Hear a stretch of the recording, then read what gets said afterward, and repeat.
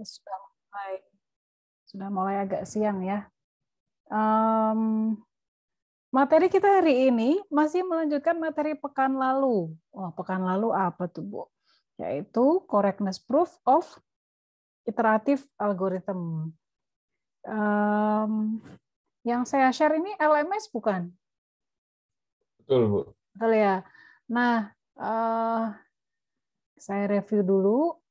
Di LMS topiknya yang mana, Bu? Yang ini nih, yang pekan kedua dan 3, correctness proof of iterative algorithm di sini ya. Jadi nggak ada topik baru.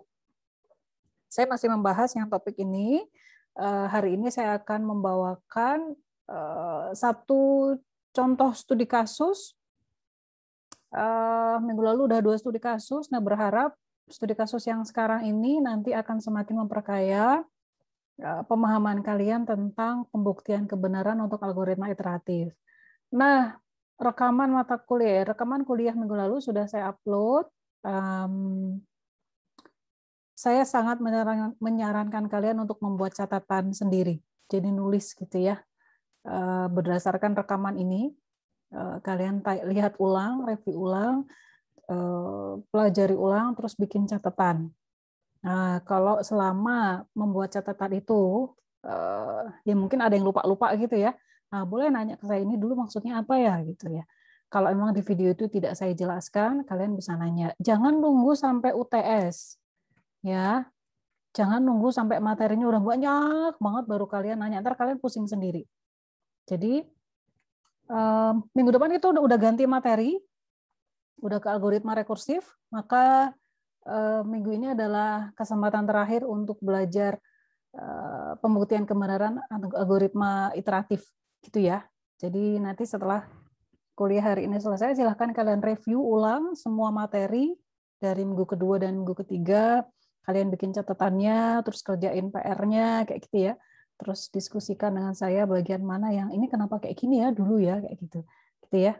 Kenapa bagian ini seperti ini yang saya tidak jelaskan di video.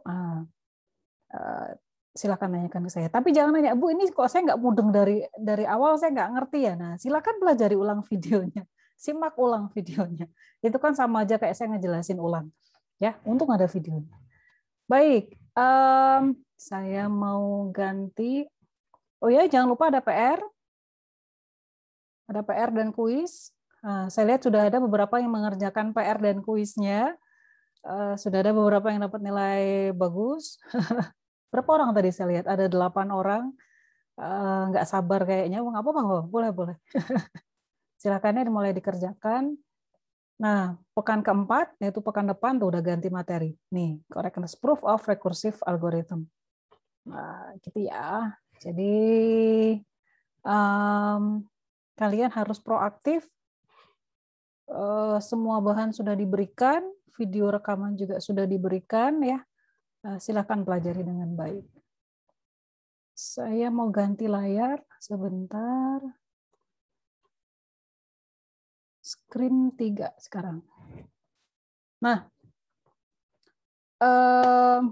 saya akan mulai dengan studi kasus yang baru, yaitu hari ini kita akan belajar bagaimana cara membuktikan kebenaran untuk algoritma perkalian.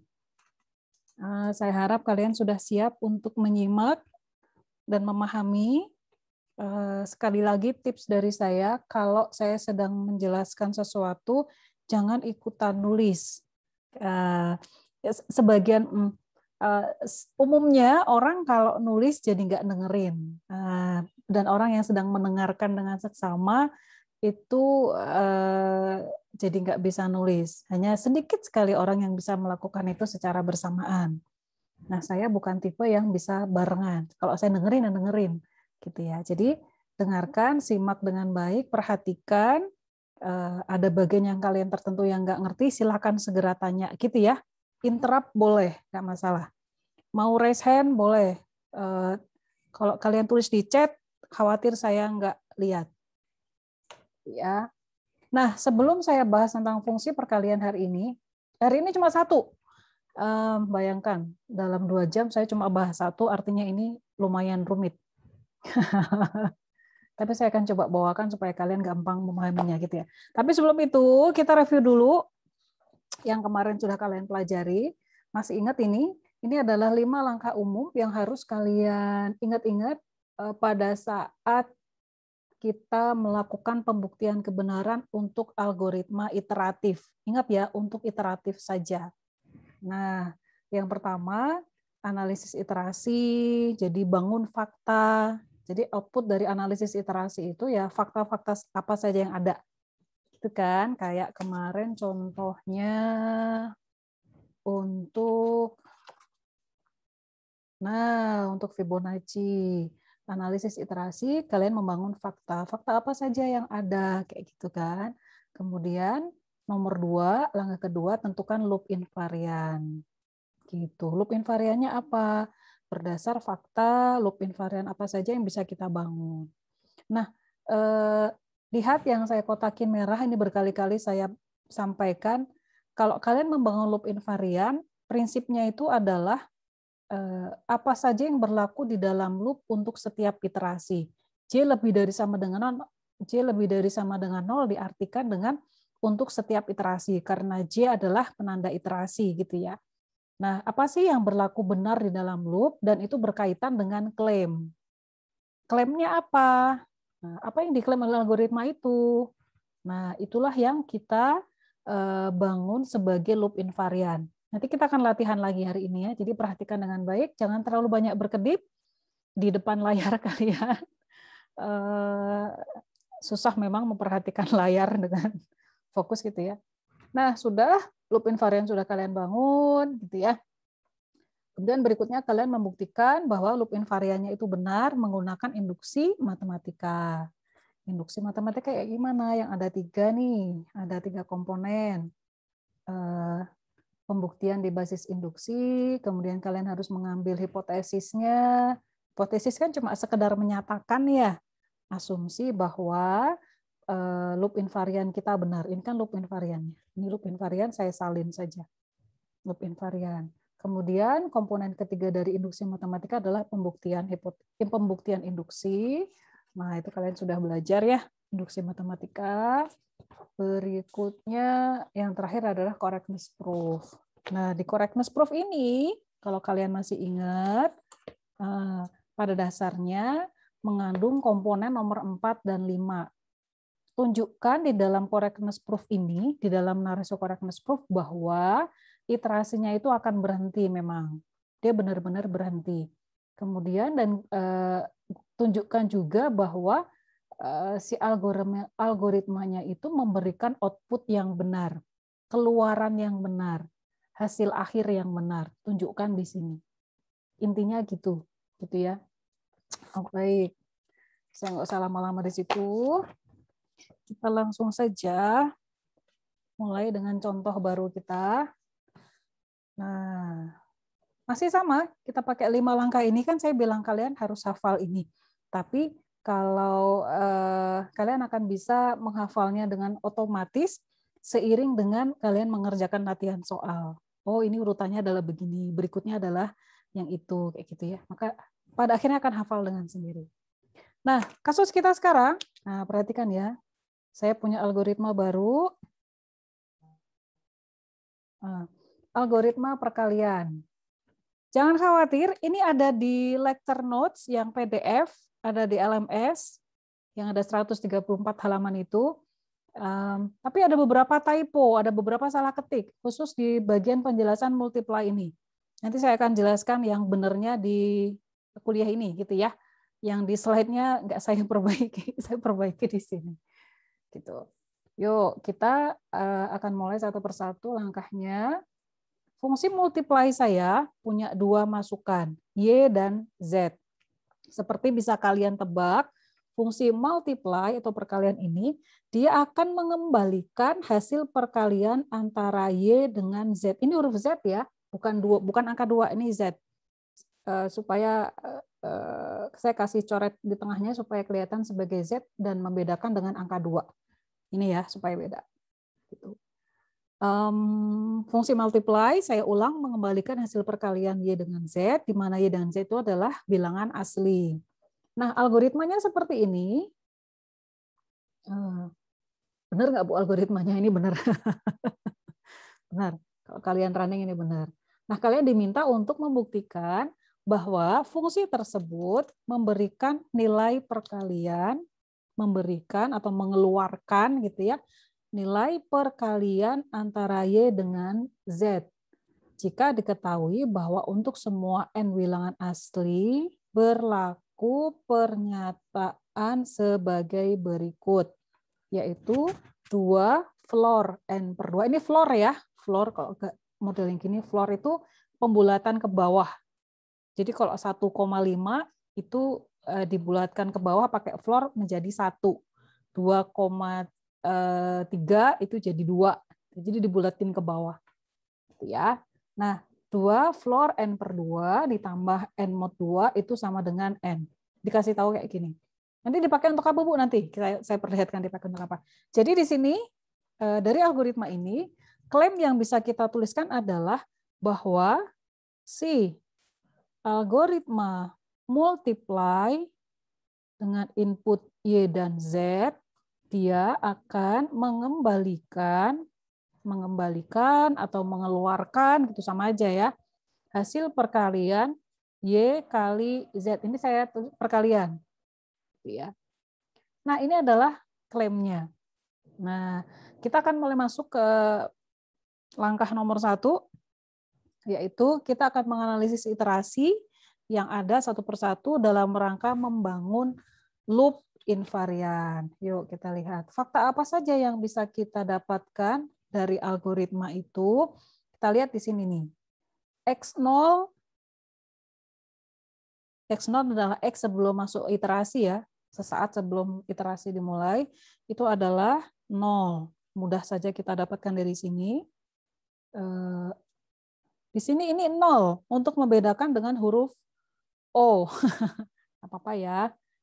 X0 adalah 0, bukan himpunan kosong, 0. Kalian bebaslah, terserah nulisnya. Terus, if, kita perhatikan di sini. Di sini, kalau Z-nya, input Z-nya itu adalah bilangan ganjil, maka nilai X-nya akan bertambah dengan Y. Tapi kalau Z adalah bilangan genap, maka nilai X-nya jadi apa?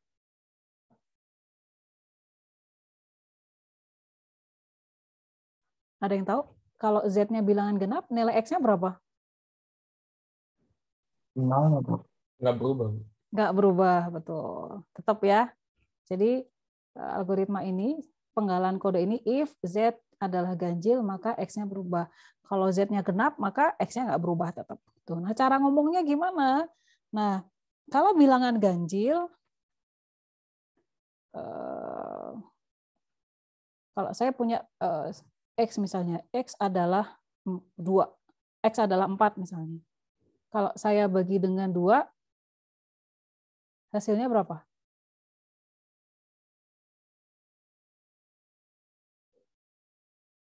2. 4 saya bagi 2 dengan 2.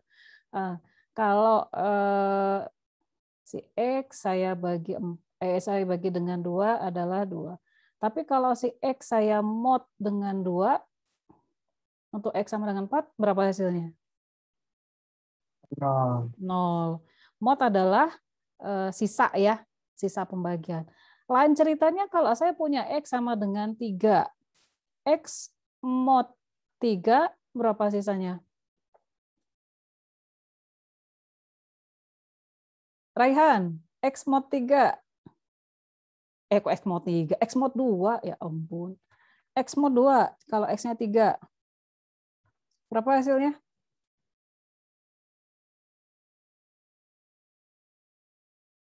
Samaan. Sisilia. Saya punya X sama dengan 3, kalau saya mod 2, hasilnya berapa? 1. Begitu juga kalau saya punya X itu 5, 7, 9, semua bilangan ganjil, pasti hasil modnya dimodkan dengan 2 itu adalah 1. Nah, ini adalah karakteristik dari bilangan ganjil dan genap. Untuk tahu, tinggal dilihat aja hasil sisa pembagiannya itu berapa mod ya, sisa. Bukan pembagian, kalau dibagi itu kan ada hasil baginya berapa, tapi kalau mod ini kan sisa. Nah, kita bisa pakai karakteristik mode ini untuk menunjukkan bilangan ganjil atau genap. Nah, kita tahu bahwa yang diperiksa sebagai bilangan ganjil atau genap itu adalah variabel Z, maka saya tahu bahwa kalau nilai Z sebelum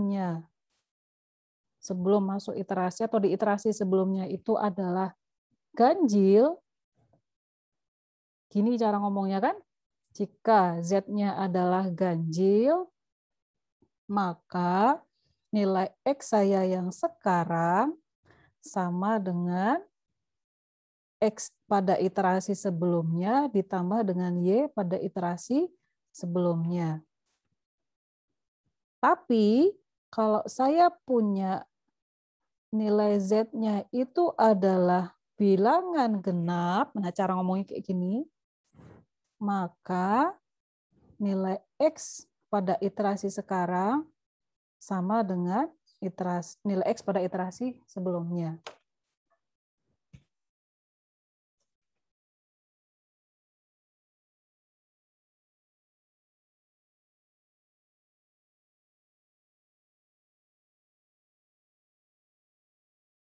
Sorry, interrupt.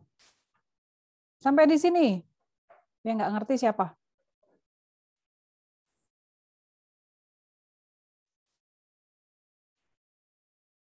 Dari algoritma ini, kalau Z-nya adalah ganjil, nih cara ngomongnya gini ya. Jika Z-nya ganjil, ini, ayo Bu cepetan Bu, kelamaan. Ini seringkali mahasiswa salah di sini. Masih ada banyak mahasiswa yang salah penggunaan mod. Sorry, uang saya kelihatan. Sorry. Gitu. Bisa ya dipahami ya? Kenapa saya nulisnya kayak gini? Ini nih. Fokusnya tuh di perubahan nilai X. X-nya itu kan akan berubah kalau nilai Z-nya itu adalah ganjil. Nilai Z pada iterasi sebelumnya. Gitu. Saya lanjut ya. Nah, kita lihat nilai X-nya itu punya dua bentuk kayak gini. Tapi sebenarnya mereka pada dasarnya bisa dilihat kan kesamaannya, yaitu sama-sama punya XJ minus 1. Dan, tapi bedanya kalau dia Z-nya ganjil, Z sebelumnya itu adalah Z pada iterasi sebelumnya adalah ganjil, maka ditambahkan dengan nilai Y pada iterasi sebelumnya. Tapi tidak berlaku kalau nilai Z pada iterasi sebelumnya itu genap, nilai X-nya tidak berubah. Nah, saya bisa menyimpulkan dua pola X ini menjadi satu pola saja dengan cara menuliskan sebagai berikut. Nah, perhatikan baik-baik, jangan terlalu banyak berkedip. XJ sama dengan ambil komponen yang sama, yaitu XJ minus 1, ya kan? Terus, kan ini kan, kayak gini nih, dari sini. Tapi pada saat genap, dia itu nggak ada komponen Y yang ditambahkan. Oh, kalau kayak gitu, saya tambahkan aja si Z ini, di sini. Saya tempelkan gitu ya. Mod 2. Kalau nilai Z-nya genap, lihat genap, ini jadi 0 kan? Kalau genap, dia jadi 0 kan? Ketika 0 kali Y kan jadi 0. Maka XJ-nya akan tetap. Tapi kalau nilai ZJ mod 2 ini adalah, kalau nilai ZJ-nya ini adalah ganjil, maka nilai mod 2-nya itu adalah 1. Ini kan, kalau diganjil nilai modnya kan 1. 1 dikalikan dengan Y, maka akan menjadi Y. Nah, jadi saya akan punya pola XJ seperti ini. Gitu ya. Masih ngikutin? Atau udah pada kabur? Masih, Bu. Masih, Bu. Oke. Ada yang nggak ngerti?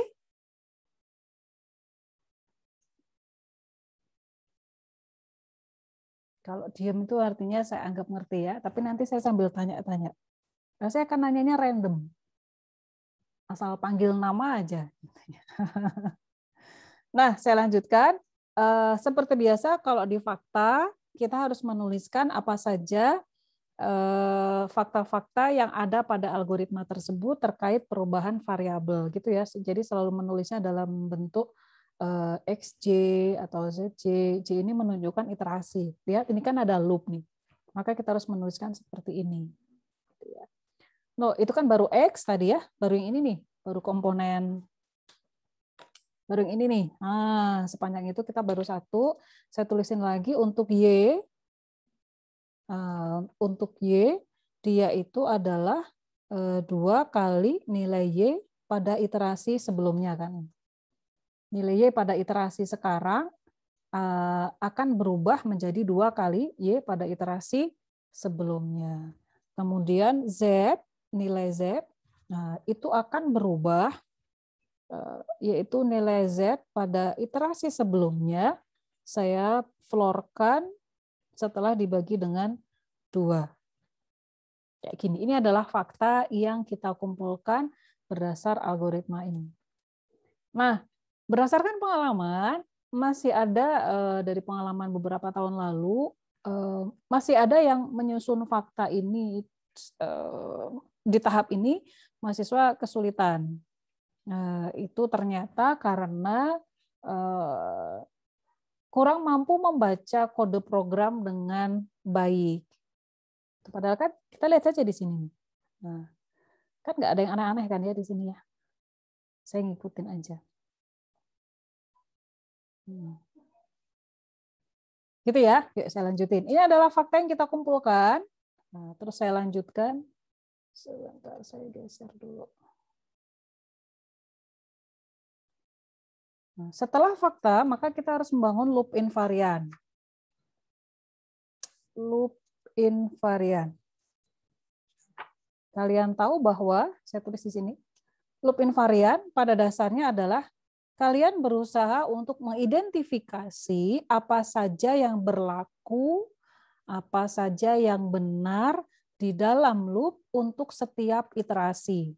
Jadi kalau ngomong J lebih dari sama dengan 0 artinya untuk setiap iterasi. Ya. Tapi semua yang berlaku di dalam loop ini untuk setiap iterasi harus kita kaitkan dengan klaim yang ada. Ini penting banget nih. Saya selalu ngomong ini berulang-ulang, kalau saya nggak salah, di beberapa kelas yang saya ajar, harus berkaitan dengan klaim yang ada. Nah, nanti kita lihat. Ya. Yuk, kita lihat dari yang bisa kita ketahui dengan pasti adalah nilai X-nya itu adalah 0. X0-nya adalah 0.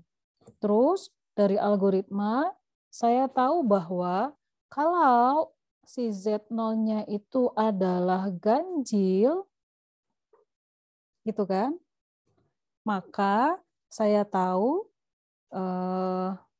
X1, misal saya ambil satu iterasi gitu ya, X1-nya itu sama dengan X0 ditambah Y0.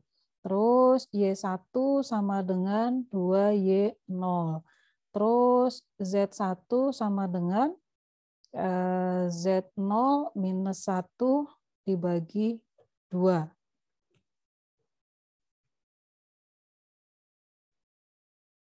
Ya enggak? Kalau ganjil, kalau misalnya ganjil, misalnya angka 1 aja Z-nya. Z-nya 1 kurangi 1 kan 0. 0 dibagi 2 kan 0 ya. Gitu. Terus yang lain, saya juga tahu bahwa jika Z0-nya itu adalah bilangan genap, maka saya bisa memiliki X1-nya itu sama dengan X0 nggak berubah, Y1-nya itu sama dengan 2Y0, Z1-nya sama dengan Z0 dibagi 2. Misalnya si Z0-nya 2 aja, 2 ya, Z-nya itu 2. Kalau 2, maka dia akan genap kan, saya nggak masuk ke sini, jadi X1-nya itu tetap nggak berubah, kemudian Y-nya juga 2Y0, Z1-nya menjadi mana tadi? Nilai Z dari fakta. Ini dia. Nilai Z sebelumnya dibagi 2. 2 dibagi 2. Nah, 2 dibagi 2 sama dengan 1 ya. Kayak gini. Ada yang nggak ngerti? Saya berhenti dulu.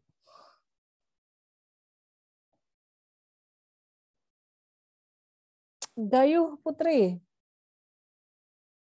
Ya, Bu. Kenapa Z1 di sini kayak gini?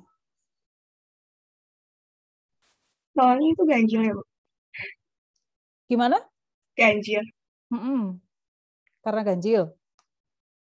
Iya, jadi itu Z1, Bu. Kalau ganjil misalnya 1, kita masukin ke sini aja. 1 dibagi 2, itu kan setengah. Karena diflorkan jadi 0 gitu ya. Sama aja 1. Kalau saya pakai fakta yang ini, 1 minus 1, 0, 0 dibagi 2, 0. Kayak gitu ya. Jadi ini lihat jadi berubah. Minus 1-nya di atas ini ya, semuanya. Hati-hati. Ini minus 1-nya di bawah, ngikutin J. Kayak gitu. Nah, apa yang bisa kita ambil dari sini? Saya kan pengen bikin loop invarian nih. Berkaitan dengan klaim yang ada. Klaimnya adalah, lihat, klaimnya itu apa sih? Fungsi tersebut akan mengembalikan perkalian antara Y dan Z. Apakah kita sudah bisa tahu hubungan antara Y dan Z dari dua formula ini? Hubungannya apa sih Y dan Z? Belum ada ya, belum kelihatan. Apakah kita bisa tahu? Dari sini nggak ada nih, hubungan antara Y dan Z nggak ada. Di sini juga kita nggak tahu hubungan antara Y dan Z belum kelihatan. Nah, itu satu. Kan kita kaitkan dengan klaim yang ada ya. Terus kita lihat di sini. Si fungsi ini mengembalikan nilai apa sih? Oh, return value-nya atau nilai yang dikembalikannya itu adalah variabel X. Oh, kalau kayak gitu, si perkalian Y dan Z, Y kali Z ini, itu akan tersimpan di variabel X. Kalau kayak gitu, itu dari mana Bu taunya? Dari algoritma. Saya ulang ya, saya ulang. Algoritma mengklaim bahwa dia akan menghasilkan perkalian antara Y dengan Z. Gitu kan? Klaimnya tuh begitu. Dari mana menurut taunya? Dari biasanya deskripsi programnya yang menyatakan itu dari situ. Sementara di badan program kita lihat, oh, return value atau nilai keluaran dari algoritma ini ada di variabel X. Kalau kayak gitu, si hasil perkalian Y dengan Z ini akan tersimpan di variabel X. Gitu ya cara memahaminya. Kalau kayak gitu, berarti kita harus menemukan hubungan antara X dengan Y dan Z. Ada nggak di sini? Zaidan, ada nggak hubungan antara X dengan Y dan Z? Tiga-tiganya di dua persamaan ini.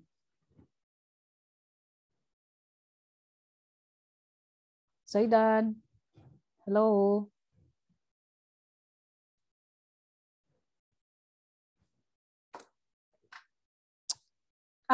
Kabur ini.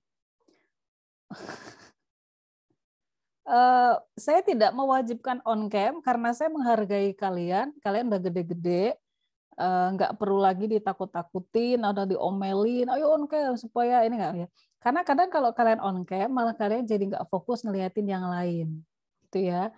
Jadi saya percaya sepenuhnya kepada kalian bahwa kalian akan memperhatikan dengan baik, gitu ya. Kalian bukan anak-anak lagi yang harus diomelin. Karena kalian sebenarnya butuh kuliah ini, bukan saya. Ingat-ingat ya, saya nggak butuh kuliah ini. Tapi kalian yang butuh ilmu atau knowledge yang ada di kuliah ini supaya kalian bisa menguasai analisis kompleksitas algoritma. Itu ya. Jadi sepenuhnya tanggung jawab ada di kalian. Kalau kalian mau ngerti, mau paham, bakal ikuti kuliah dengan baik. Bu marah Bu? Enggak. Lapar. Nanti habis ini saya makan. Bisa ya? Saya bisa percaya ke kalian tanpa harus on cam. Gimana nih? Masih ngikutin ini? Masih Bu, aman. Jadi saya pengennya semuanya lulus. Saya nggak pengen menyisakan mahasiswa-mahasiswa yang nggak lulus. Nah biasanya yang nggak lulus itu ya karena nggak mau ngikutin, nggak mau berusaha atau usahanya kurang keras gitu ya. Jadi yang nggak lulus cuma dikit ya, makanya tanggung jawab sepenuhnya untuk menguasai materi itu ada di kalian. Gitu ya. Saya hanya memfasilitasi. Yuk lanjut ya. Jadi siapa yang bisa jawab? Dari semua persamaan yang sudah kita dari mana ya? Dari sini. Saya sudah punya klaim, saya sudah punya fakta yang saya turunkan dari algoritma yang ada. Terus saya sedang berusaha membuat loop invarian. Saya tahu ada nilai X1, Y1, dan Z1 untuk nilai Z0, ganjil maupun genap. Nah, saya belum menemukan hubungan antara X, Y, dan Z dalam satu persamaan. Dari yang ini, X1 sama dengan X0 plus Y0, itu hanya hubungan antara X dengan Y. Belum ada persamaan yang menunjukkan hubungan antara X, Y, dan Z. Gitu ya. Nah, saya akan membuat itu. Saya akan menuju ke situ. Nah, gitu ya. Jadi tujuannya adalah, ini saya tulisin deh. Apa sih hubungan yang ada antara X, Y, dan Z? Ini akan kita cari. Ini yang akan menjadi loop invarian kita. Seperti yang saya bilang di awal-awal, kuliah ini banyak ngitung-ngitungnya, tapi ngitung-ngitungnya semuanya berdasar logika. Ya, nggak ada yang rumus integral, turunan yang susah-susah, nggak ada. Nah, sebelum saya menjelaskan bagaimana cara mencari hubungan yang ada antara X, Y, dan Z, saya tanya ulang, siapa tahu ada yang menyimak. Ngapain sih kita cari hubungan antara X, Y, dan Z? Ngapain? Untuk apa? Ada yang tahu? Salah nggak apa-apa. Bambang Silva. Untuk apa saya mencari hubungan antara X, Y, dan Z?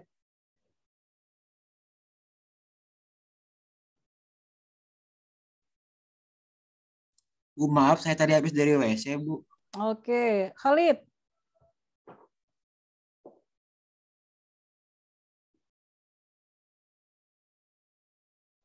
Khalid masih tidur atau udah bangun atau lagi buka pagar atau lagi ngapain?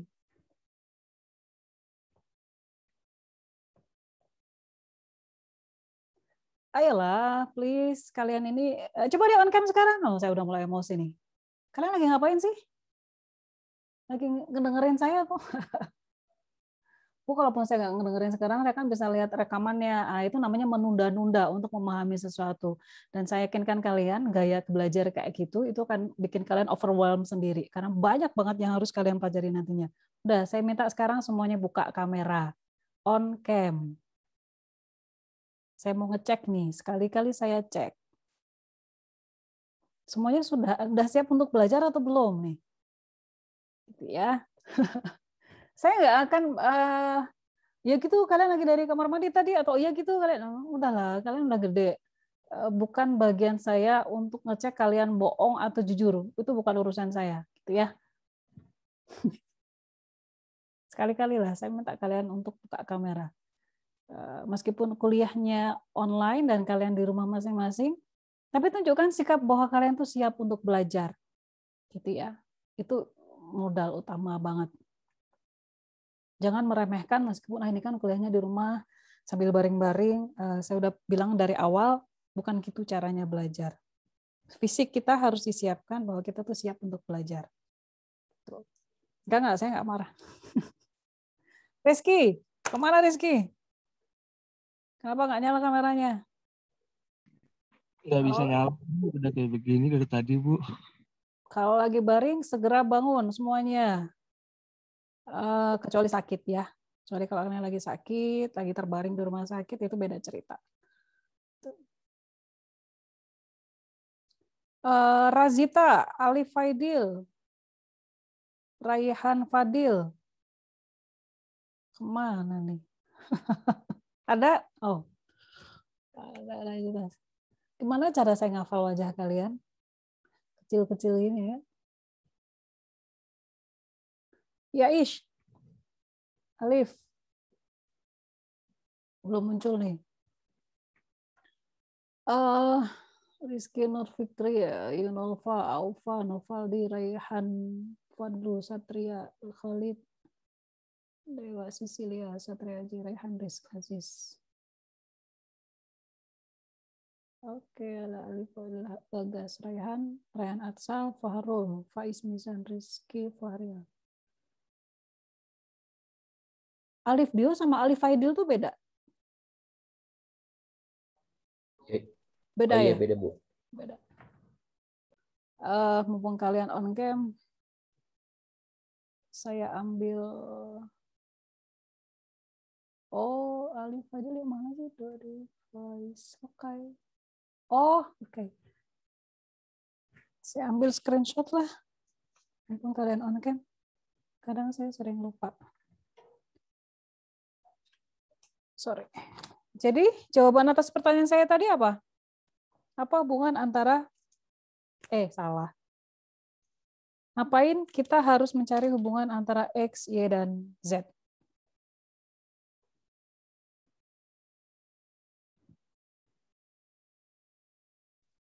Yang cewek deh, yang cewek, suara cewek. Cewek dulu. Yang ngerasa cewek berusaha jawab. Ceweknya cuma dikit kan?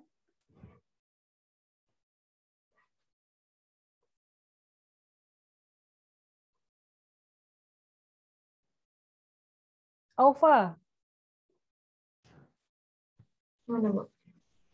Hubungannya kurang tahu sih, Bu, tapi mungkin hubungannya kan inputnya ada Y sama X. Iya nggak sih? Terus suruh ngereturnnya tuh Y kali X atau kebalik gitu. Inputnya Y dan Z kok X. Y dan Z ya. Terus? Jadi biar dapat hasilnya. Terus X-nya? X-nya nanti diolah biar dapat Y kali Z. Benar, Bu, kurang paham. Hampir. Dikit lagi. Separuh benar. Tesalonika Alexandria. Tessa. Ya, Bu. Kenapa kita harus cari hubungan antara X, Y, dan Z? Kurang tahu, Bu. Nggak tahu. Oke, yaudah. Coba Rifki Fahrizal. Kurang tahu, Bu. Nggak kedengeran suaranya Rifki. Kurang tahu, Bu. Nggak tahu. Yang tahu siapa? Dari 36 orang nggak ada yang tahu. Ini penting ya. Kalau saya ngomong berbusa-busa terus bagian ini kalian nggak ngerti, saya nulisin banyak rumus, nurunin rumus, terus kalian nggak ngerti maknanya kenapa kita harus melakukan itu percuma. Lihat, dari tadi saya nurunin rumus itu kan ada maknanya kan. Kenapa sih harus saya nulis kayak gini? Oh, dari programnya kayak gitu. Gitu ya. Nggak asal nulis gitu, tapi ada maknanya. Contoh, di loop invarian. Apa sih yang harus kita cari? Nah, apa saja, semua yang harus kita cari dalam rangka membangun loop invariant itu, semua yang berlaku di dalam loop yang berkaitan dengan klaim yang ada. Nah, saya udah nulisin kayak gini, saya berusaha untuk melihat dari loop, oh, kayak gini, saya turunin dari loop kan, perubahan variabelnya ini dari loop nih. Saya nggak ngarang kan, berdasarkan algoritma. Tapi, apakah cukup seperti ini? Lihat, definisi dari loop invariant, yang kita tuliskan di sini harus berkaitan dengan klaim yang ada. Apakah ini loop invariant? Bukan. Karena klaimnya adalah, ini jawaban atas pertanyaan saya itu ini. Dia mengklaim mengembalikan hasil. Scan-scanannya belum kelihatan. Scannernya belum kelihatan. Iya, Bu. Masih Oh. SS. Foto. Wait, oke, thank you.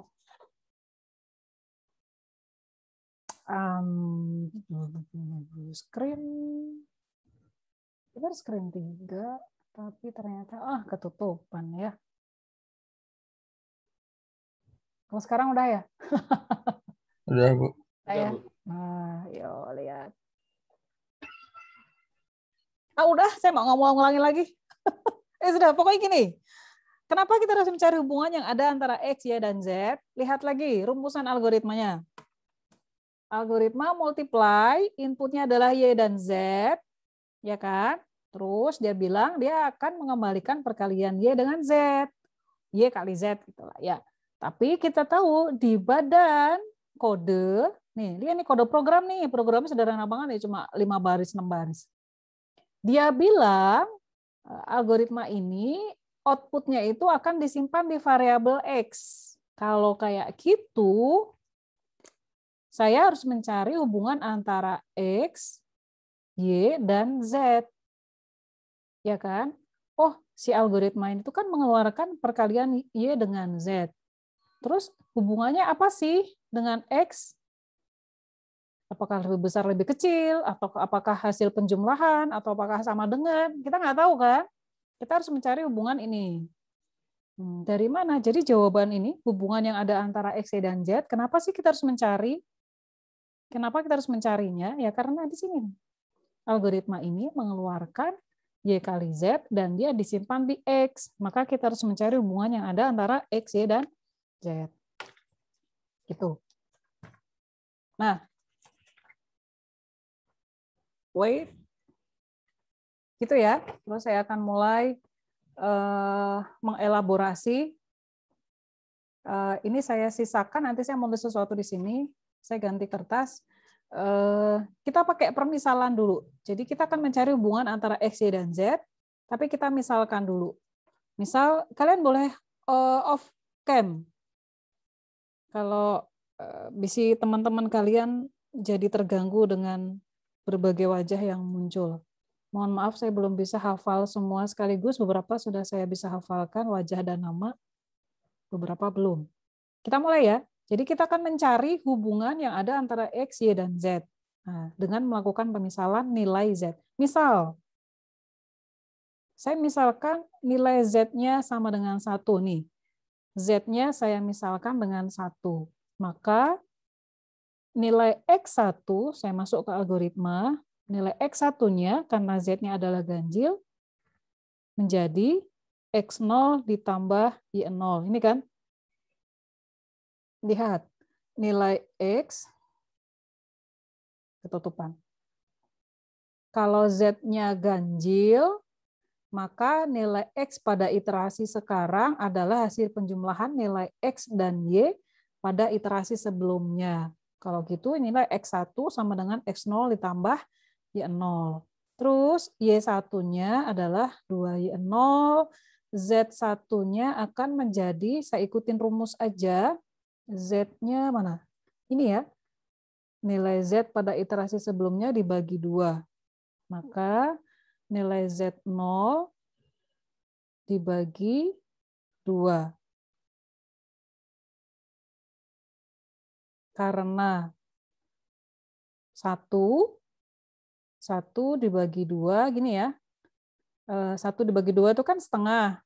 Tapi karena floor, ini pembulatan ke bawah, dia menjadi 0. Pada saat Z-nya 0, saya lihat, apakah saya bisa masuk lagi ke dalam loop? Nggak bisa, karena Z-nya udah jadi 0. Maka iterasi saya berhenti, dan looping saya cuma jalan 1 kali. Untuk nilai Z sama dengan 1. Gitu ya. Saya tanya deh. Karim, kenapa Z1-nya 0? Salah atau benar ini?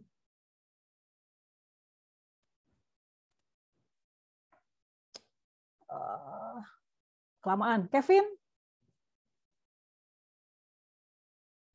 Z1-nya jadi 0. Benar nggak?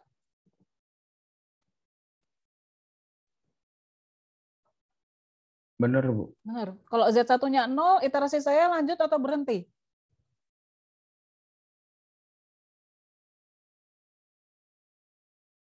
Nih, Berhenti. kenapa berhenti?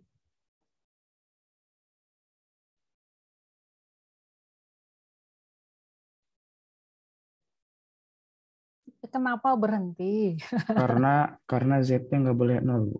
Z-nya nggak boleh 0. Karena syarat dari masuk ke dalam looping ini adalah Z-nya harus lebih dari 0. Ketika dia 0, maka berhenti gitu ya. Iya, Bu. Sorry kalau saya ngecek kayak gini, hal-hal remeh-temeh kayak gini, saya pengen tahu kalian itu ngerti baca kode program atau enggak. Saya random ya ngeceknya gitu ya. Jadi saya tahu ini mahasiswa yang saya ajar ini tahu nggak sih cara baca kode program gitu. Kalau ada yang nggak tahu, maka saya akan coba pelan-pelan lagi gitu ya. Nggak usah no heart, nggak usah ilfeel. Tugas saya sebagai pengajar adalah mencari tahu apa yang mahasiswa saya tahu atau tidak tahu, gitu ya. Itu akan memberikan feedback ke bagaimana cara saya mengajar, gitu ya. Yuk lanjut.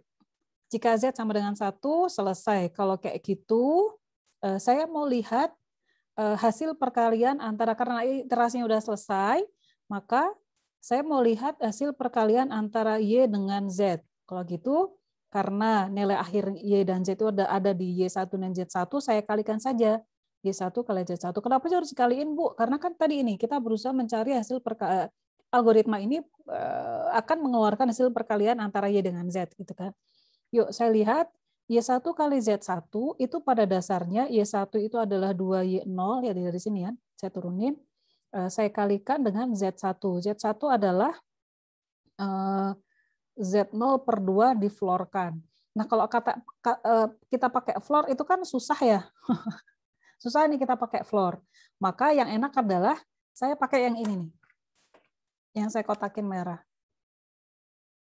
Floornya saya hilangkan. Floornya saya hilangkan, terus saya ganti dengan ini. Kalau floornya kalian hilangkan kan misalnya Z0 langsung diganti dengan Z1 gini ya. Z0 minus 1 dibagi 2. Z0-nya itu kan 1 minus 1 dibagi 2. 0 per 2 sama dengan 0. Sama kan? Jadi kalau ganjil, rumus Z-nya menjadi seperti ini. Kalau genap, rumus Z-nya menjadi seperti ini. Z0 dibagi 2 langsung. Tapi kalau ganjil, dikurangi 1 dulu, baru dibagi 2. Saya hilangkan floor-nya. Gitu ya. Maka saya ubah Z0 minus 1 dibagi 2. Begini nih, pakai yang ini. Yang saya tunjuk nih. Gitu ya. Terus saya lepas di sini.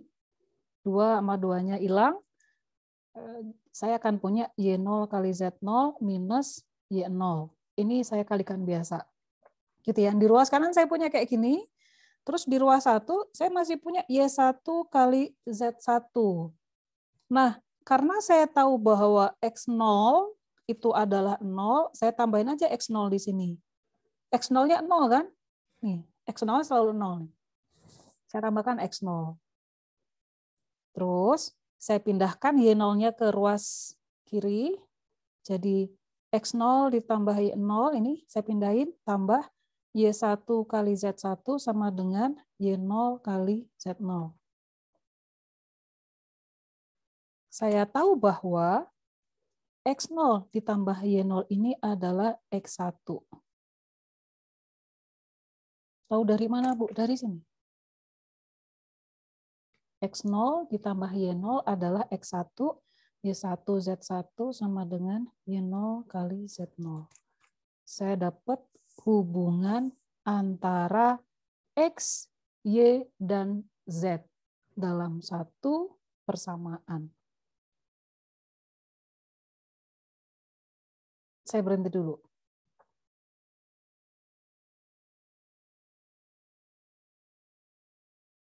Harusnya ada pertanyaan di sini. Oh. Ibu. Yuk, Novaldi. Itu X0-nya tiba-tiba muncul, kenapa tuh, Bu? Iya, itu yang saya harapkan. Kenapa X0-nya tiba-tiba muncul? Good point. Ini ya, kenapa tiba-tiba muncul di sini? Yuk, kita lihat lagi. kita berusaha mencari hubungan yang ada antara X, Y, dan Z. Tadi gitu kan. Kenapa sih harus dicari? Ya karena algoritma kita menghendaki ada hubungan antara X sebagai variabel penyimpan nilai keluaran, dan kita tahu si algoritma itu akan mengeluarkan perkalian YZ. Berarti Y kali Z ada hubungannya dengan X. Nah, sementara pada saat kalian sampai di sini,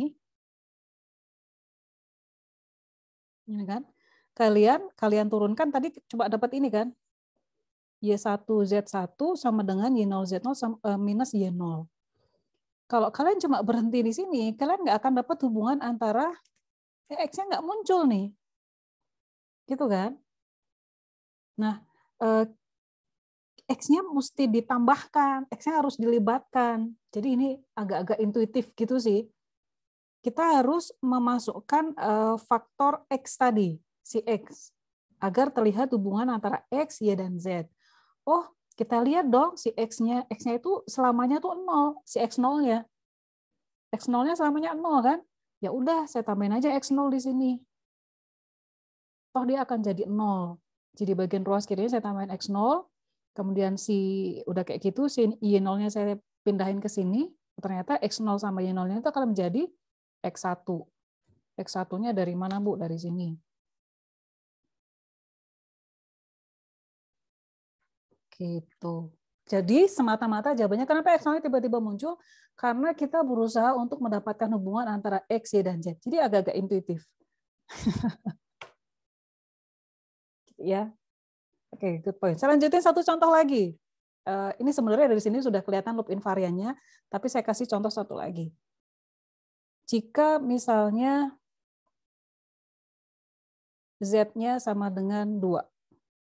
Ya, tadi kan Z-nya ganjil, sekarang jika Z-nya genap.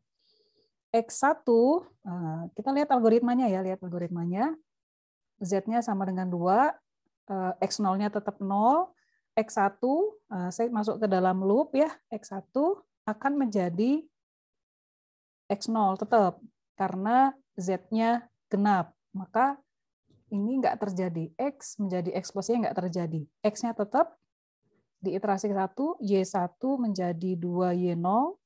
Nah, Z1 kita pakai rumus ini, Z0 per 2 yang ini. Kalau Z-nya adalah genap, maka nilai Z berikutnya, Z0 kan Z awal. Jadi kalau saya bilang Z sama dengan 2, ini Z-nya sama dengan 2, saya bilang dia sama saja saya bisa mengatakan dia adalah Z0 kan. Seperti ini. Gitu ya, nggak usah bingung ya.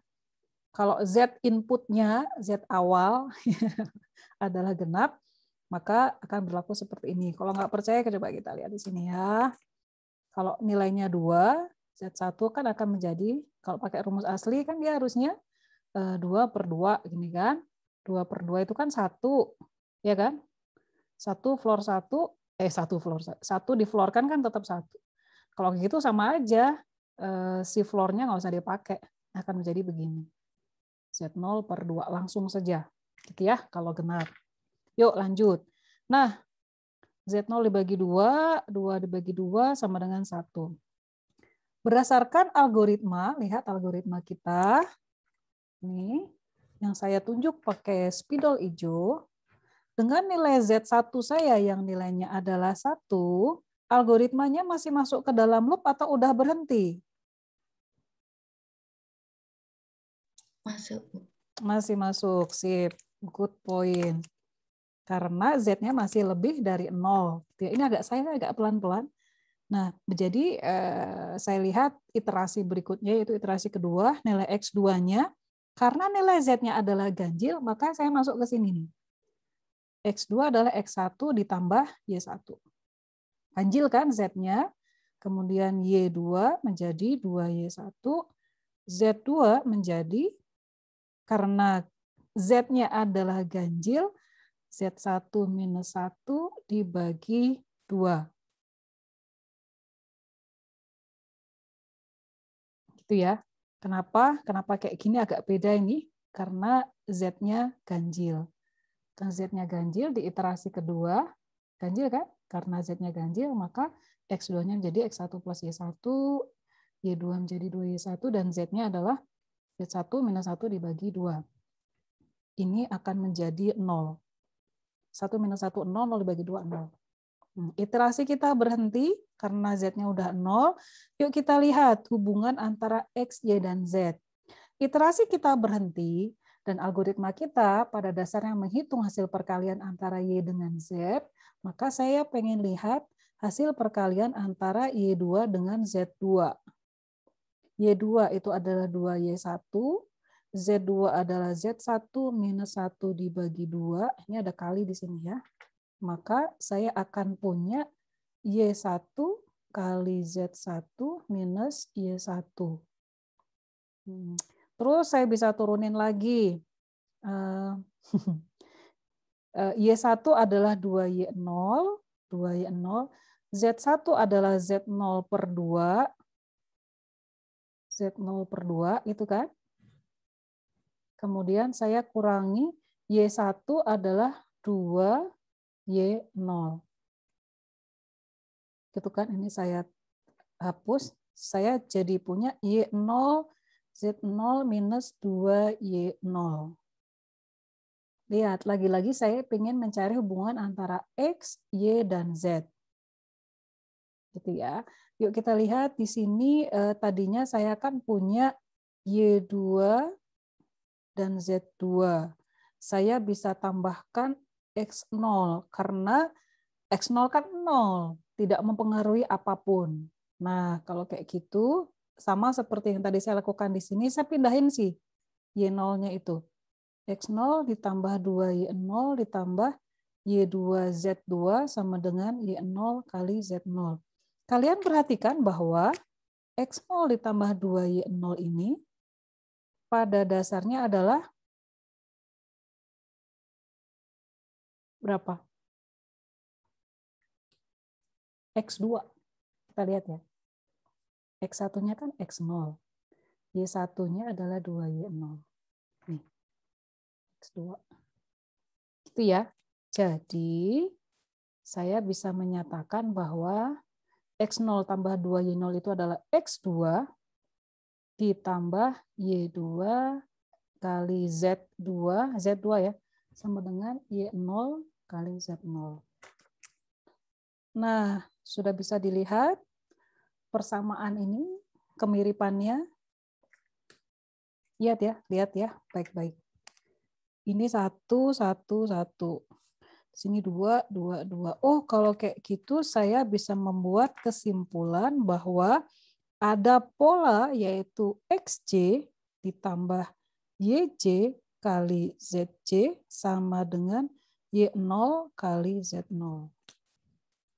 Nah,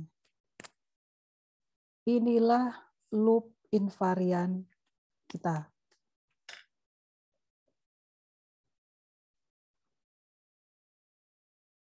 Ada pertanyaan?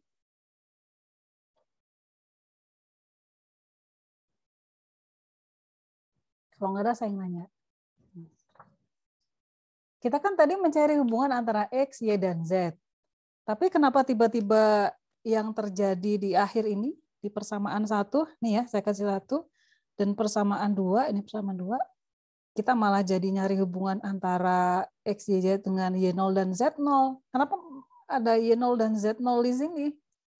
Ada yang tahu nggak?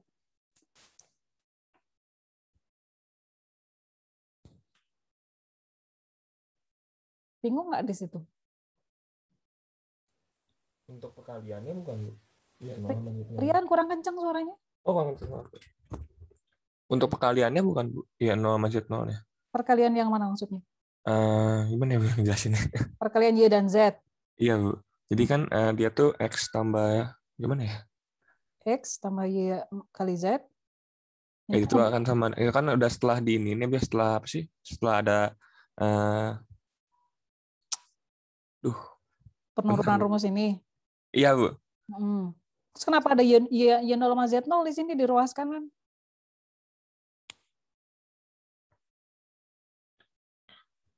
Apa sih yang pengen ditunjukin si Y0 Z0 ini? Kalau tadi kan kita nyari hubungan ada antara X, Y, dan Z, itu kan di bagian ini ya dapat ya. Oh, hubungannya kayak gini.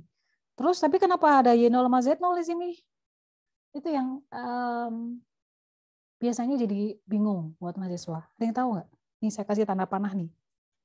Nah, dia nunjukin apa sih? Dia tuh merepresentasikan apa sih?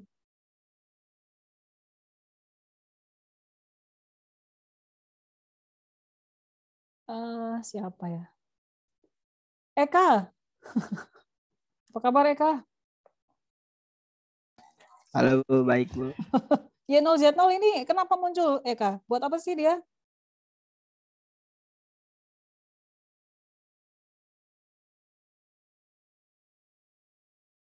Ini penting. Gimana?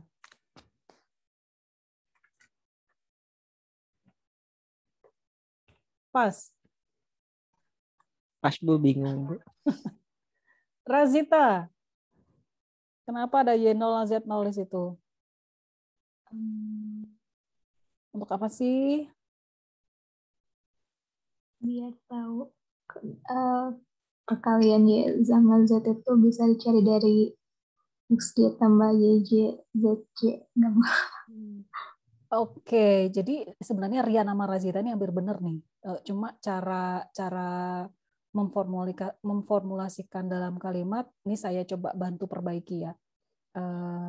Benar nggak Razita kalau saya bilang bahwa Y0 dan Z0 ini adalah representasi dari Y dan Z yang ada di input multiply ini? Betul, Bu. Benar, gitu kan? Maksudnya gitu kan? Iya, Bu. Jadi, kenapa sih kita harus nulisin Y0 dan Z0? Ya, karena ini kan output yang pengen kita capai. Perkalian Y dengan Z. Nah, pada saat dia menjadi input, dia pasti akan jadi 0 kan? Y0, bukan jadi 0, sorry. Y0, Y ke 0 sama Z ke 0 di sini. Nah, ini adalah output yang pengen kita capai, yaitu Y kali Z. Nah, kenapa 0? Ya karena pada saat input pertama, mereka adalah variabel ke 0. Y0 kali Z0. Sementara XJ tambah YJ kali ZJ ini adalah hubungan antara X, Y, dan Z yang harus kita temukan. Gitu. Agar kita bisa mencapai perkalian Y dengan Z. Kenapa ada J di sini, Bu? J ini kan iterasi. Jadi pada setiap iterasi variabel X, Y, dan Z, perubahannya itu pasti akan menghasilkan perkalian Y0 kali Z0. Gitu. Ini loop invarian. Yuk, saya formulasikan ya. Saya tuliskan di sini. Jadi, loop invarian kita bahwa untuk semua, rumusannya gitu ya, untuk semua iterasi berlaku, tadi apa? XJ ditambah Y kali Z itu sama dengan Y0 Z0. Lihat lagi-lagi rumusan loop invariannya, perhatikan. Saya cari spidol saya. Nggak ada. Spidolnya habis. Lihat. Ini ya. Apa saja yang berlaku di dalam loop untuk setiap iterasi berkaitan dengan klaim yang ada. Klaimnya adalah ada perkalian antara Y dengan Z yang harus dihasilkan oleh kode program itu. Terus kita juga bisa menunjukkan hubungan antara X, Y, dan Z sehingga mengarah pada hasil perkalian Y dan Z. Kenapa harus ada kayak gini, Bu? Ya sesuai lagi-lagi sesuai klaim. Klaimnya kan si hasil perkaliannya akan disimpan di X. Oh, kalau kayak gitu pasti ada hubungannya tuh X, Y, sama Z. Nah, gimana hubungannya? Nah, tadi kita sudah capek-capek menurunkan gitu ya, terus dapat hubungannya. Nah, ternyata hubungannya seperti ini. Itu loop invarian. Tuh kan, saya bilang cuma satu contoh soal saja. Lama kan bahasnya. Saya break dulu 2 menit. Kalian resapi. Terus kalian coba pahami. Saya gini. Nah, biar enak lihatnya. Saya tulis. Urutannya gini ya. Di ini algoritmanya, ini klaim, ini fakta. Ada yang ketutupan nggak? Enggak kan? Fakta, terus dari fakta kita berusaha untuk mendapatkan loop invarian. Tapi dalam rangka mendapatkan loop invarian, saya coba elaborasi dulu. Nah, terus saya dapetin pola. Ini offset.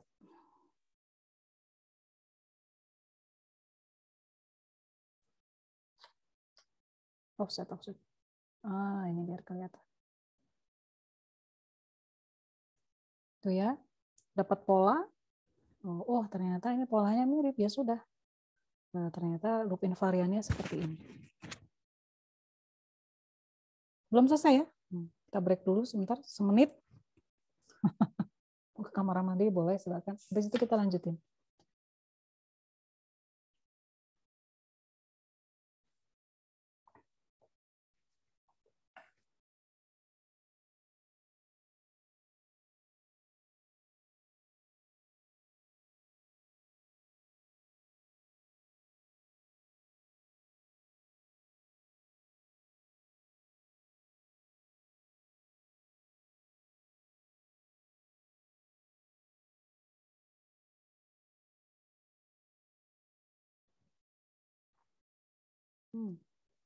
Ada teman kalian yang izin nggak ikut karena ke rumah sakit habis jatuh dari motor.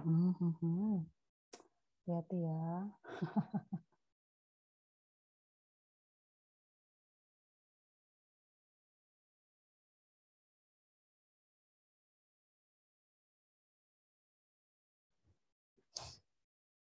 Yuk kita lanjutkan ya. Bagi yang pahamnya baru sebagian atau separuh-separuh, jangan khawatir. Tips dari saya, lihat lagi rekaman yang nanti akan saya share. Pelajari ulang lagi, nggak masalah ya. Kalian butuh ngulang sekali, 2 kali, atau 10 kali sampai paham, itu nggak masalah. Yang penting jangan putus asa. Sekali putus asa ya udah. Itu ya. Sudah ya, kita dapat loop invarian. Saya tutup yang ini. Berikutnya setelah loop invarian, kita harus melakukan pembuktian loop invarian. Gitu. Wait sebentar.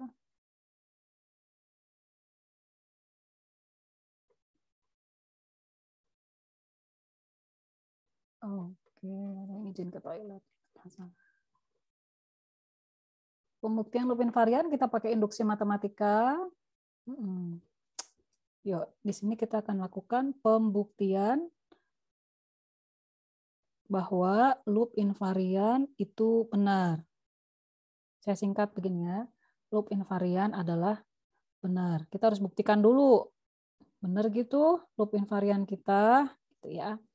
Nah, kita menggunakan induksi matematika, maka cara menuliskannya ini ada di slide ya, yang ada di LMS. Saya cuma mengulang sambil saya jelaskan filosofi atau logika di balik penulisan itu. Kalau di slide kan nggak ada penjelasan. Kenapa sih begini, kenapa begitu gitu ya.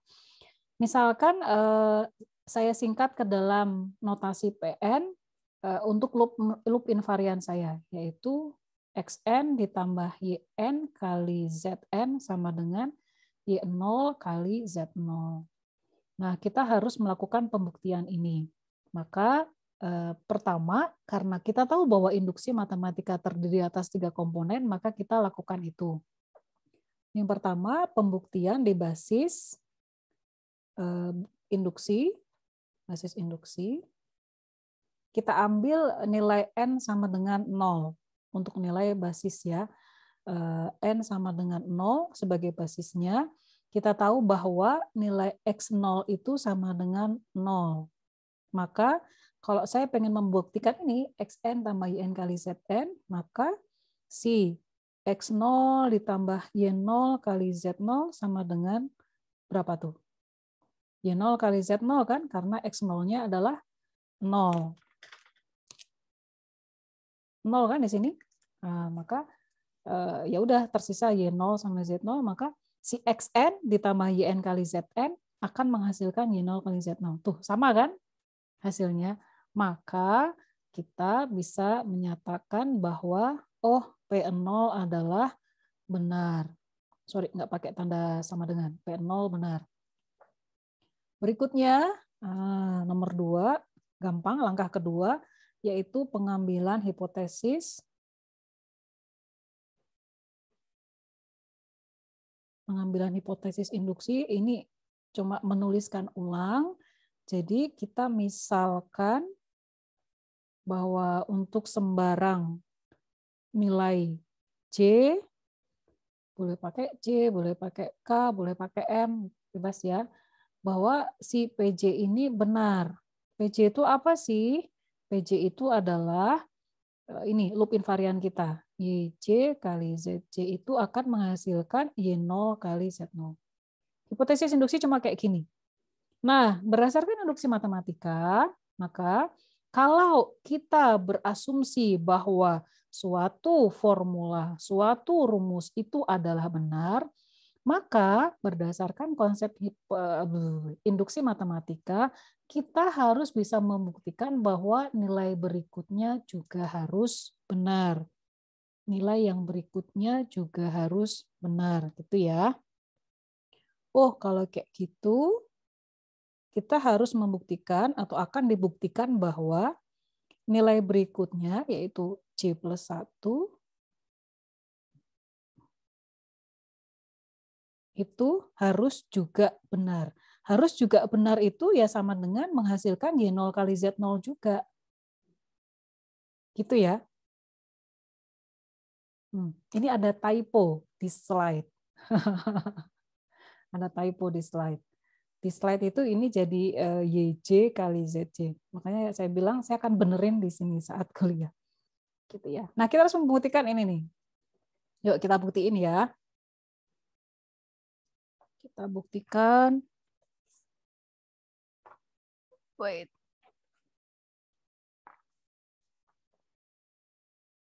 Gimana cara buktiinnya, Bu? Kita harus membuktikan ini. Ini harus kita buktikan. Saya ambil kertas lagi. Saya tarik ke atas.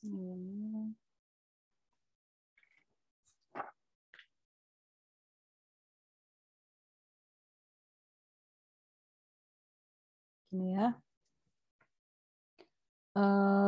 Kita turunkan dia. Saya mau ambil fakta. Yuk.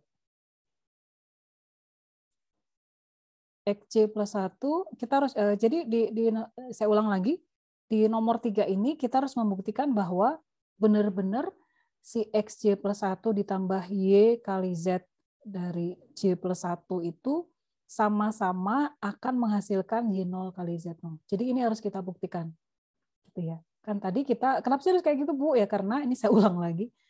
Di hipotesis kita mengatakan bahwa si XJ ditambah Y kali Z dari Z itu akan menghasilkan Y0 kali Z0.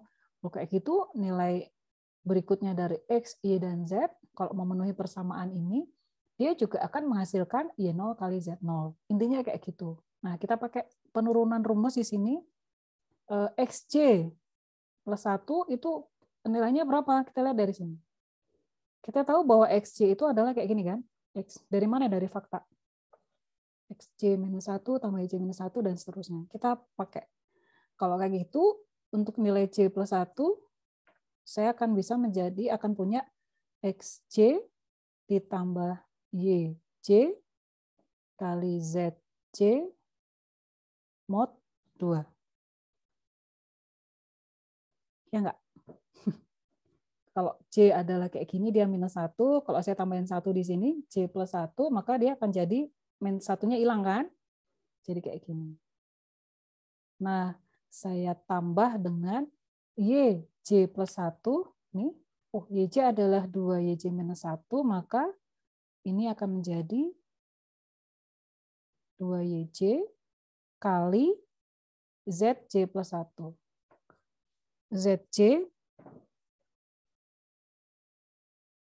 ZJ plus 1 akan menjadi ZJ per 2. Floor.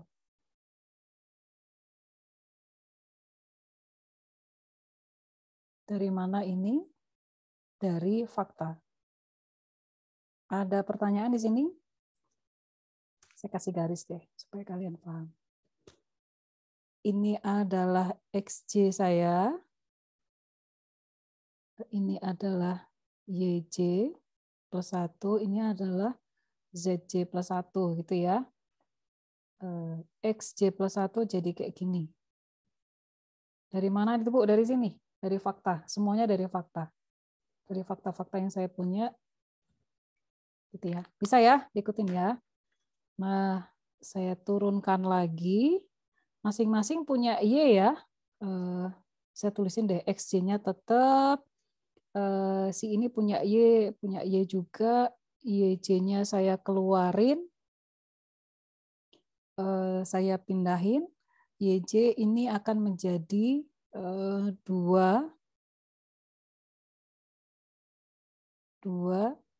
dari floor ZJ per 2 ditambah ZJ mod 2.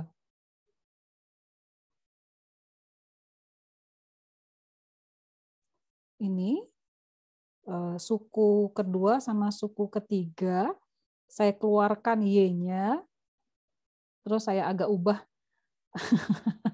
posisinya, sama aja ya. YJ kali, ini kan 2YJ kali floor dari ZJ per 2, saya ubah jadi kayak gini. Ini jadi kayak gini nih. Nah, sama ya. Ini saya agak pelan-pelan, sementara yang di sini, nah yang sini nih. Sama ya, sama aja. Terus, nah sampai di sini gimana Bu? Berhenti? Nggak, sebentar, jangan berhenti dulu. Kita lihat yang tadi. Kita punya ini. Ini tadi dinyatakan di awal bahwa untuk N bilangan asli, 2 floor N per 2 ditambah N mod 2 itu nilainya adalah F. Lihat bentuknya mirip nih. Cuma di sini jadi Z. Ini jadi N. Kan?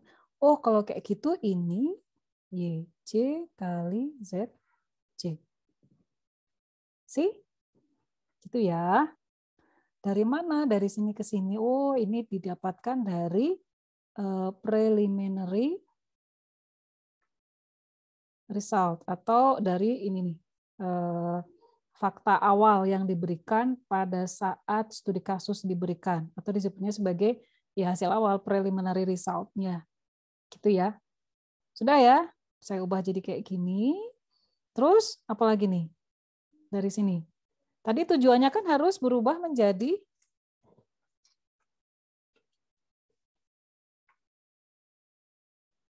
tujuan kita adalah berusaha mengubahnya. Apakah si nilai X, Y, dan Z yang berikutnya akan memenuhi Y0 kali Z0 ya? Sementara hasil pembuktian kita udah sampai sini. Nah, gimana cara mengubahnya dia menjadi Y0 kali Z0? Nah, kita lihat hipotesis induksi. Tadi kan kita membuat hipotesis induksi bahwa XJ ditambah Y kali Z dari J sama dengan Y0 kali Z0. Oh, ini sama dengan Y0 kali Z0. Itu saya dapatkan dari hipotesis induksi. Gitu. Jadi, dengan demikian kita berhasil membuktikan bahwa X, J plus 1, ini jadi gini ya cara nulisnya.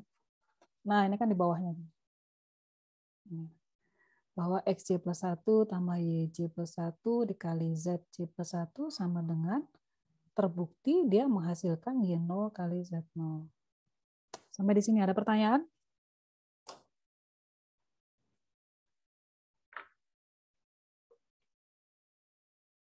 Bisa difahami? Bu, mau nanya lagi, Bu. Kenapa Novaldi? Yang di preliminary result kan yang ini yang YJ dalam kurung 2 ZZ itu kok tiba-tiba jadi YJ tambah ZZ, Bu. Tadi saya oleng dikit, Bu. Jadi enggak. Sebentar, yang mana? Yang itu, Bu. Ini tuh dari atas sini nih. Ini saya tutup ya. Komponen ini kan sama-sama punya Y. Y-nya saya keluarin. Maka ini kan sama aja tuh. Cuma ini saya ubah posisinya aja.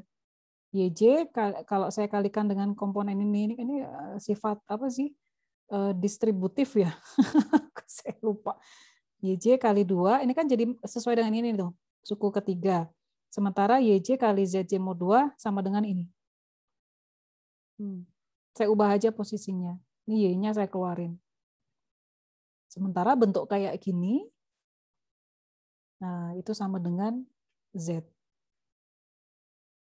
Nangkep nggak Novaldi? Kenapa bisa sama dengan Z, Bu? Sesuai yang ada di sini. Nih. Kita tahu di awal bahwa 2, floor N per 2 ditambah N mod 2, kalau ada bentuk kayak gini itu sama dengan N. Dikasih tuh di awal studi kasus. Nah, ini kan bentuknya mirip ya. Cuma di sini pakai N, di sini pakai Z. Paham, Bu. Makasih, Bu. Itu ya. Ini cara membuktikan pakai induksi matematika. Oke, thank you. Saya jadi tahu ada yang kelewat. Nggak apa-apa. Nanti ulang lagi ya, review lagi, lihat lagi rekaman videonya. Supaya kalian tambah mantep paham. Nah, sejauh ini udah banyak banget tuh yang kalian pelajari, pasti pusing-pusing. Semua yang kita lakukan pada dasarnya adalah berusaha untuk membuktikan kebenaran dari algoritma ini. Ini belum selesai ya, belum selesai. Nah, kita lihat lagi, kita review lagi. Nomor 1 kita sudah selesai. Nomor 2 kita sudah bikin loop invarian. Nomor 3 membuktikan loop invarian itu sudah ya pakai induksi matematika. Nah, tinggal nomor 4 sama 5. Kita akan gunakan loop invarian untuk membuktikan kebenaran bahwa iterasinya berhenti dan bahwa algoritmanya akan memberikan hasil yang benar. Yuk kita lihat. Loop invarian kita, ini saya tadi tinggalin dulu. Oke ya. Yuk. Nah, kuliah kita tinggal sedikit lagi, bentar lagi selesai. Jangan khawatir. Mana ya tadi? Ini loop invarian kita tadi ya, rumusannya ini. Yang pembuktiannya saya skip dulu, saya simpen dulu. Supaya kalian nggak bingung, saya pakai kertas baru aja. Yuk, correctness proof. Lihat ya, ini adalah klaim kita, fakta yang kita punya, loop invarian yang kita punya, terus kita mau pakai loop invarian untuk membuktikan kebenaran. Gitu ya. Correctness proof-nya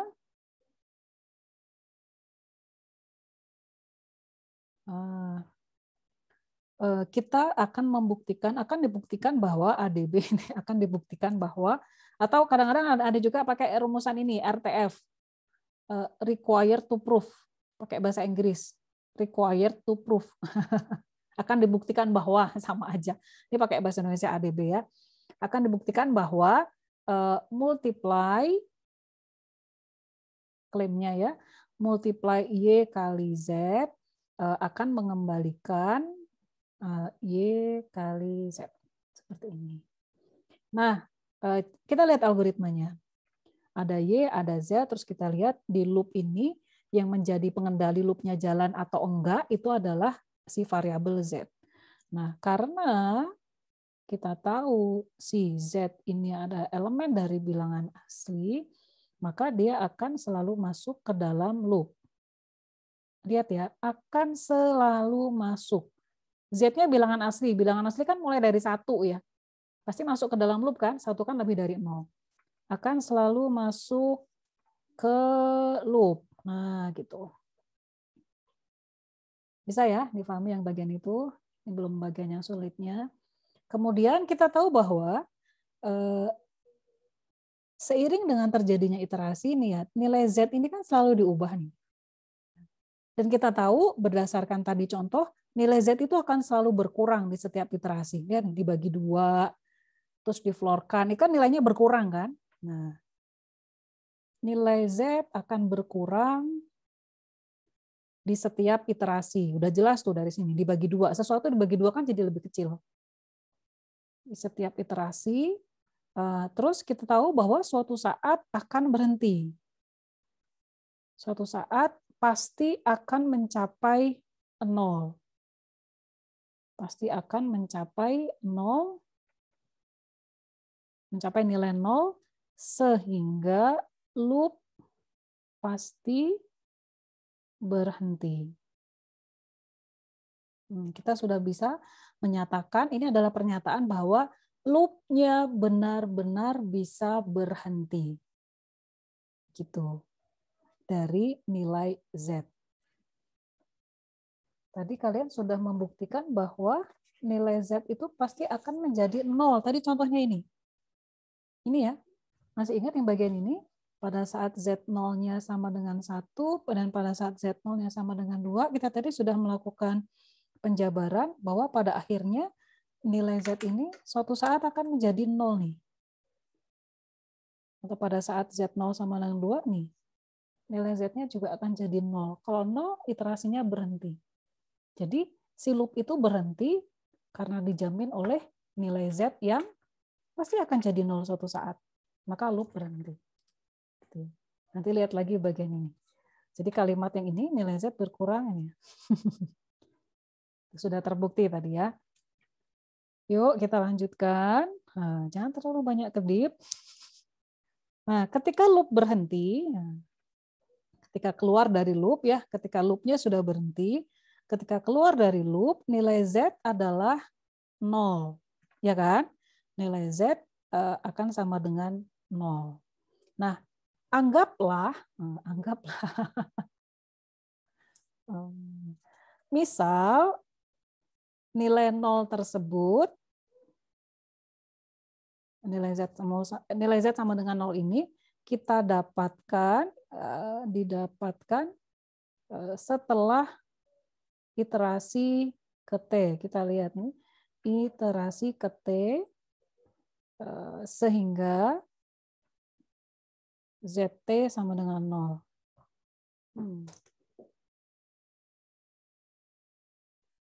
Ini mirip cara menyatakannya atau cara menjelaskannya dengan yang sebelumnya ya.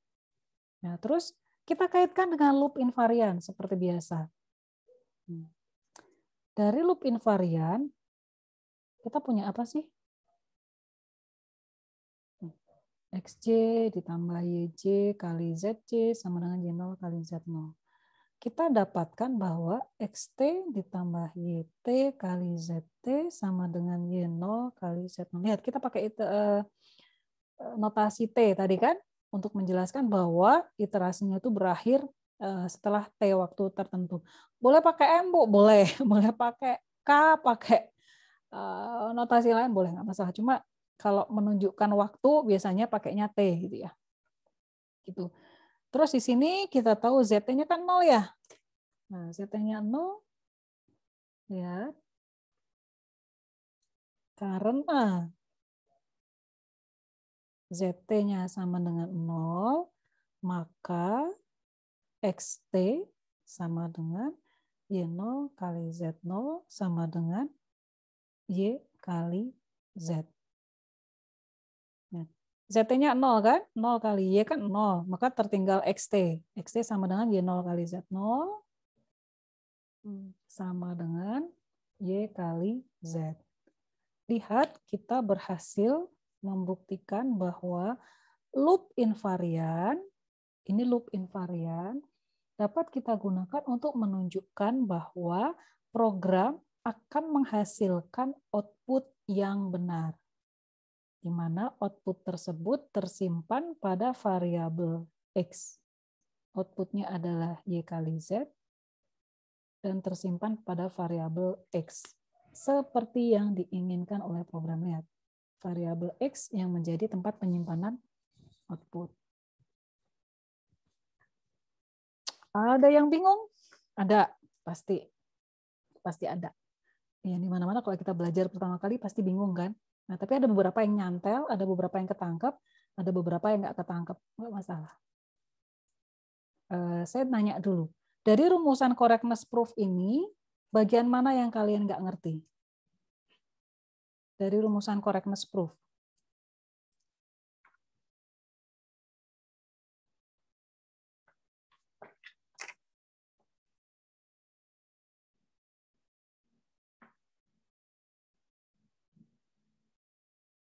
Saya nanya kalau kayak gitu.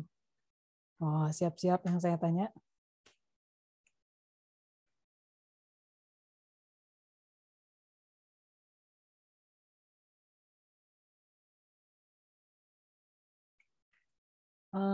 Ini yang saya kasih kotak hijau. Siapa yang mau ditanya ini nih? Kenapa saya bisa menyatakan begitu? Bahwa saya tuh bilang tuh di situ tuh, nilai Z itu berkurang tuh di setiap iterasi. Dan suatu saat pasti akan mencapai 0. Nah, apa sih buktinya? Siapa yang mau ditanya ya? Dewa deh, Dewa. Buktinya apa, Dewa? Buktinya Pernyataan. terdapat ketika kita waktu iterasi pertama tadi Bu, yang membuktikan bahwa pada suatu saat nanti pasti nilai Z itu akan sama dengan 0 karena dia itu dibagi 2 lalu diflorkan. Ya, betul ya ini ya. Lihat Z-nya itu selalu dibagi 2 dan diflorkan. Dengan dibagi 2, pasti nilainya pasti akan lebih kecil. Nah, ini yang jadi alasan kenapa saya ngomong kayak gini. Gitu ya.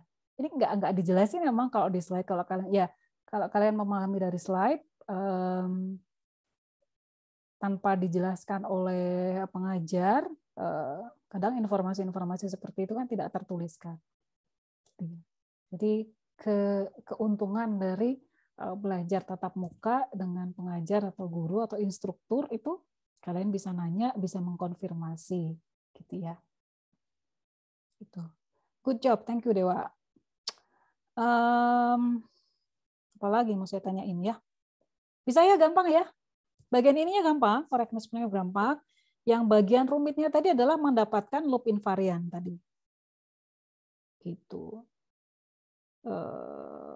Yang bagian rumitnya memang di sini. Jadi yang struggling mahasiswa itu di sini. Bagaimana mendapatkan hubungan ini. Tapi dari 3 contoh yang sudah kalian dapatkan, ketiga contoh itu beda-beda kan caranya. Nggak ada cara yang sama gitu. Tapi intinya adalah cara mendapatkan loop invariant itu kalian pegang kuat-kuat di sini tuh. Apa yang berlaku, apa saja sih yang terjadi? Kalau kalimat ini susah kalian pahami, intinya apa saja sih yang terjadi di dalam loop pada setiap iterasi? Pola apa yang terjadi di dalam loop pada setiap iterasi? Terus ada kaitannya sama klaim. Klaimnya adalah ada Y kali Z. Oh, berarti harus ada Y kali Z di persamaan itu, di persamaan loop invariant. Terus saya tahu juga bahwa outputnya itu disimpan di X. Oh, berarti harus ada hubungan si X-nya itu dengan perkalian Y dan Z. Tapi seperti apa sih polanya itu kita nggak tahu. Maka kita cari dengan tadi ya, diturunin tadi. Nah, ini tadi jika saya kasih pemisalan supaya gampang, tuh dapat. Ada cara lain untuk mendapatkan hubungan ini tanpa pakai permisalan seperti yang di slide. Kalau di slide itu langsung. Bagi yang masih bingung, nah ini saya kasih pakai cara kita jabarkan, kita elaborate. Oh, ada pola seperti ini. Oh, kalau kayak gitu kita bisa simpulkan, oh ini tuh hubungan antara X dengan Y kali Z. Gitu. Intinya mah di situ. Baik, materi saya selesai untuk correctness proof algoritma iteratif. Selesai nih, contoh 3 ya, 3 contoh selesai. Seperti biasa, ada PR di LMS, PR-nya 5. Oh, 5 macam. 5 soal. Terus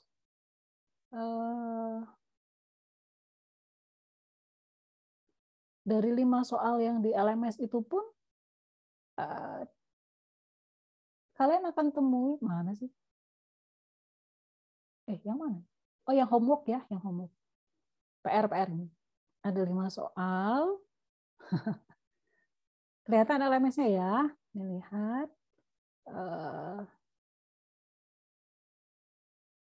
Oh ya, ada setting baru. Kalian nggak akan bisa upload file. Yang bisa kalian lakukan adalah nempelin gambar. Jadi disimpan dalam JPEG gitu kan ya. Nanti bisa tuh ditempel gambarnya ya. Gambar apa, misal Washington ini. Caranya gini ya. Jadi gambar, kalau sebelumnya kan file PDF-nya itu saya susah untuk ngeceknya. Ini kalian kecilin bisa apa ini contoh gambar. Contoh gambar. Ini nanti pekerjaan kalian simpan dalam file gambar kayak gini.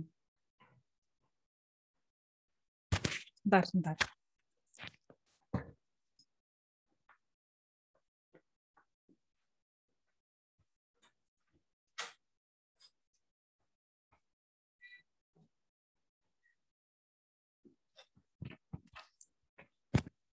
Ya, jadi supaya saya ngoreksinya lebih gampang. Gitu.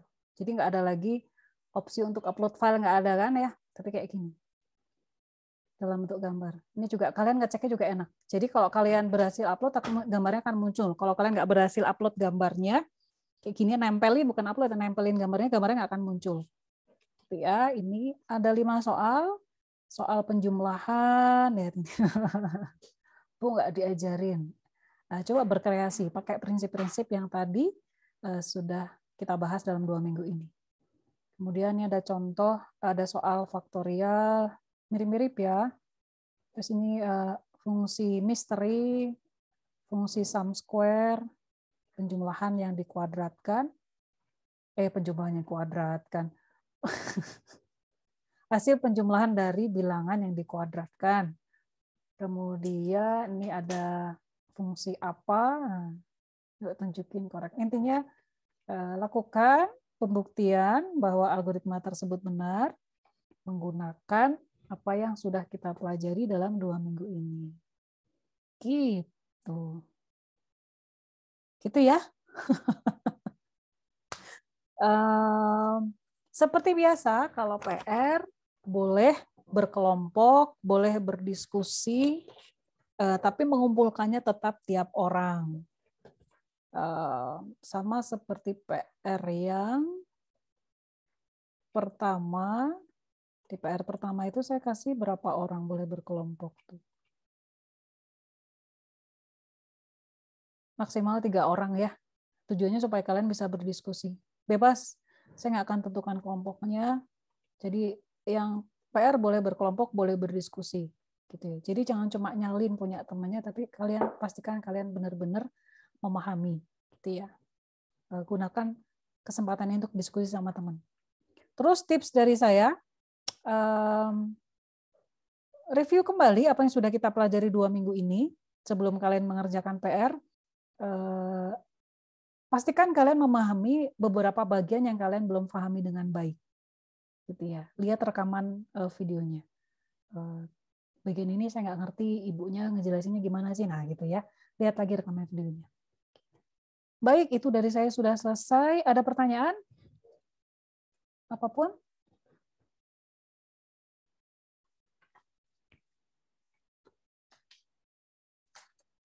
Nggak ada? Baik, silahkan kalian lanjutkan.